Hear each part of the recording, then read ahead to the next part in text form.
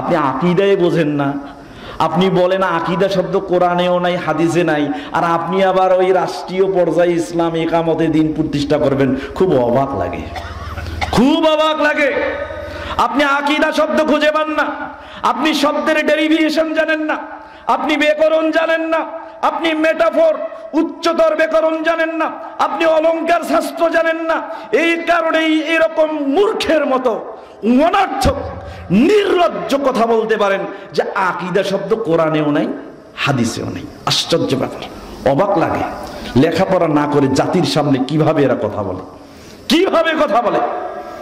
সম্মানিত উপস্থিতি, কোন শব্দকে জানতে হলে তার ডেরিভেশন জানতে হবে, তার ডিরাইভ ফর্ম জানতে হবে, তার উৎপত্তি জানতে হবে, তার গোড়াপতন জানতে হবে, তার root, foundation and origin, line of conduct, এগুলো আপনাকে জানতে হবে।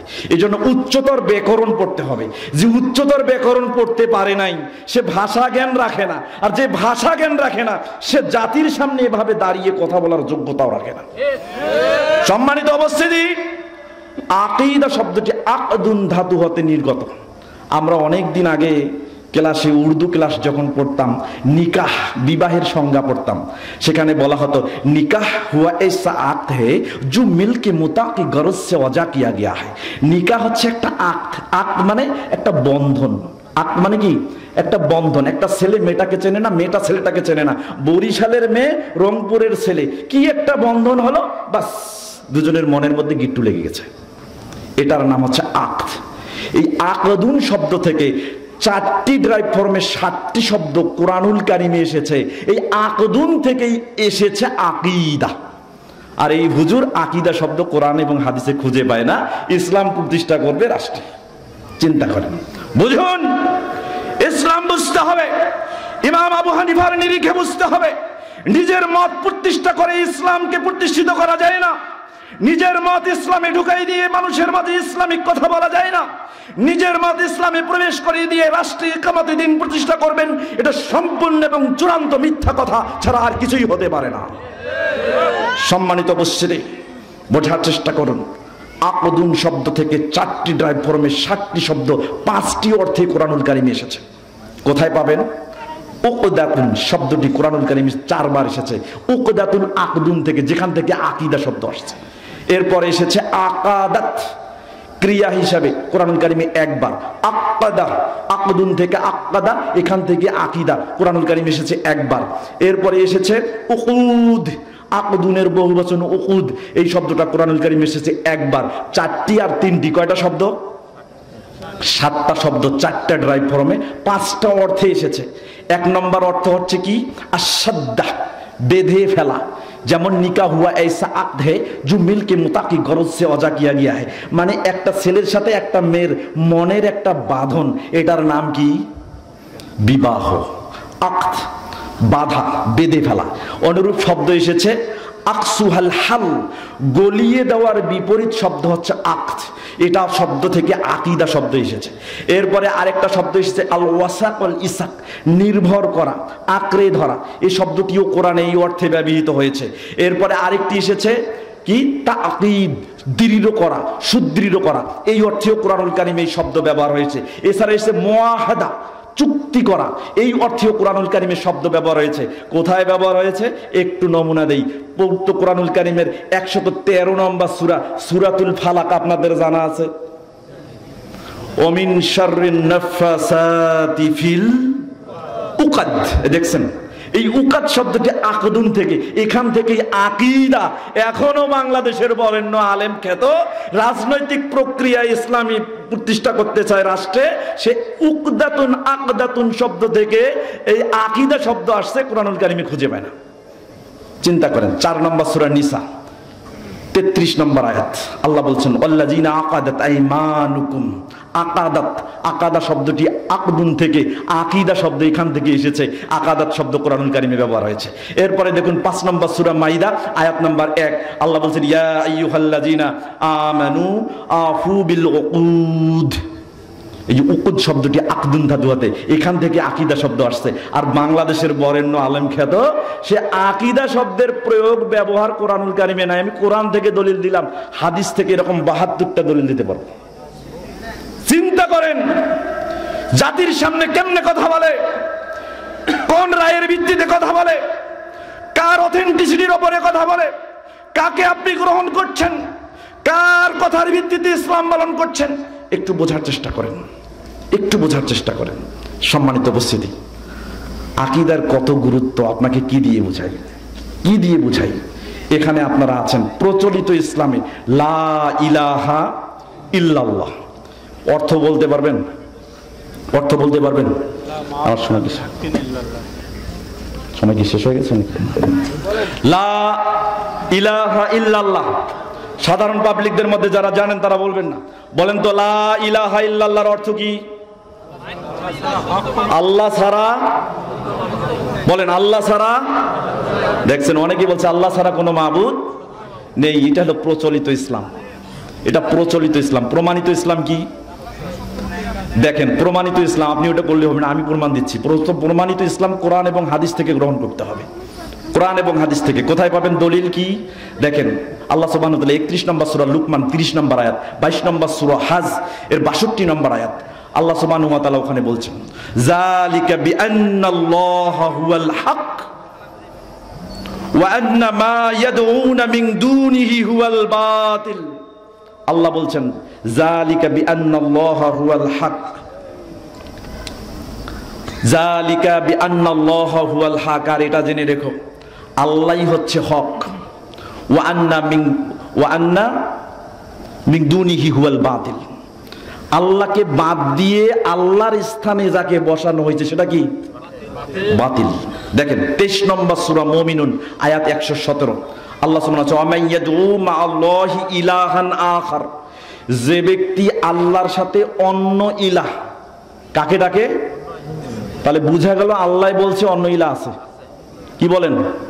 আল্লাহ বলছে যে আল্লাহর সাথে অন্য ইলাহকে ডাকে, তাহলে বুঝা গেল আল্লাহর সাথে অন্য ইলাহ আছে, এই কথা আল্লাহই বলছেন। তাহলে বোঝা গেল আল্লাহ ছাড়াও পৃথিবীতে অন্য ইলাহ আছে। সুতরাং লা ইলাহা ইল্লাল্লাহ এটার অর্থ এমন কিছু হতে পারে না যেটা খেলাফুল ওয়াকি, বাস্তবতার বিরুদ্ধে চলে যায়।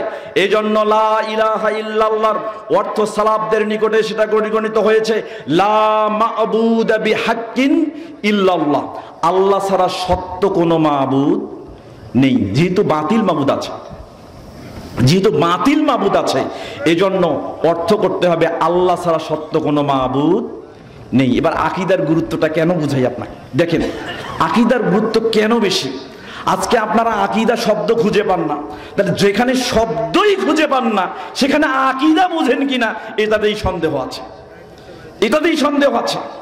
সালেহ ইবনে ফাওজান আল ফাওজান হাফিজাহুল্লাহ একটা কিতাব লিখেছেন আকীদাতুত তাওহীদ, এর 9 নম্বর পৃষ্ঠার 3 নম্বর লাইনের 2টি শব্দ বাদে তিনি বলছেন আকীদা শব্দের একটা অর্থ, শাব্দিক অর্থ তিনি বলছেন রাবাতুশ শাই, কোন জিনিসকে বেঁধে ফেলা, এর নাম হচ্ছে শাব্দিক অর্থে আকীদা। এরপরে তিনি বলছেন মায়াদিনু বিহিল ইসলাম, মানুষ যেটাকে ইসলাম মনে করে, মানুষ যেটাকে মায়াদিনু বিহিল ইনসান, মানুষ যেটাকে দিন মনে করে, এটার নাম হচ্ছে আকীদা। এবার আকীদার গুরুত্বটা আপনাকে একটু বুঝাই। একদিন আবু যার গিফারি রাহিমাহুল্লাহ, আবু যার গিফারি রাদিয়াল্লাহু তাআলা আনহু মুহাম্মদুর রাসূলুল্লাহ সাল্লাল্লাহু আলাইহি ওয়াসাল্লামের কাছে আসতেন। হাদিসটি আসছে বুখারীতে, মুসলিমে, মিশকাতুল মাসাবি, কিতাবুল ঈমান, ঈমান সংক্রান্ত একটি অধ্যায় ফাসলুল আউয়াল প্রথম পরিচ্ছেদের 26 নম্বর হাদিস। এসে দেখলেন আল্লাহর নবী সাল্লাল্লাহু আলাইহি ওয়াসাল্লাম ওয়া আলাইহি সাওবুন আবিয়াজুন ওয়া হুয়া নাইমুন, আল্লাহর নবী সাল্লাল্লাহু আলাইহি ওয়াসাল্লাম সাদা কাপড় মুড়ি দিয়ে ঘুমিয়ে গেছেন। তখন তিনি চলে গেলেন। এরপরে আবার আসলেন, আসার পরে দেখলেন যে আল্লাহর নবী জেগে গেছে। বিশ্বনবী মুহাম্মদুর রাসূলুল্লাহ সাল্লাল্লাহু আলাইহি ওয়াসাল্লাম আবু যার গিফারিকে দেখলে বললেন মা মিন আবদিন ইজা ক্বালা লা ইলাহা ইল্লাল্লাহ ওয়া মাতা আলা যালিক দাখালাল জান্নাহ। আবু যার গিফারিকে বললেন শোনো, যে কোনো ব্যক্তি যদি এ কথা সাক্ষ্য দেয় আল্লাহ ছাড়া সত্য কোনো মাবুদ নাই, আর এই কথার উপরেই যদি সে মৃত্যুবরণ করে, সে দাখালাল জান্নাত, জান্নাতে চলে যাবে। আবু যার গিফারি এবার আল্লাহর নবী সাল্লাল্লাহু আলাইহি ওয়াসাল্লাম কিছু ওয়াইন জানা ওয়াইন সারাকা, আল্লাহর নবী যদি সে জিনা করে, চুরি করে, তবেও কি জান্নাতে যাবে? আল্লাহর নবী বলছেন ওয়াইন জানা ওয়াইন সারাকা, যদি সে জিনাও করে, চুরি করে, তবু সে জান্নাতে যাবে। আবু যার গিফারি আবার বলছে ওয়াইন জানা ওয়াইন সারাকা, যদি সে জিনা করে, চুরি করে, তবু কি জান্নাতে যাবে? আল্লাহর নবী বলছেন ওয়াইন জানা ওয়াইন সারাকা, যদি সে জিনা করে, চুরি করে, তবু জান্নাতে যাবে। আবারও বললেন ওয়াইন জানা ওয়াইন সারাকা ইয়া রাসূলুল্লাহ, আল্লাহর নবী সাল্লাল্লাহু আলাইহি ওয়াসাল্লাম বললেন ওয়াইন জানা ওয়াইন সারাকা, যদি সে জিনাও করে, চুরি করে, তবু সে জান্নাতে যাবে।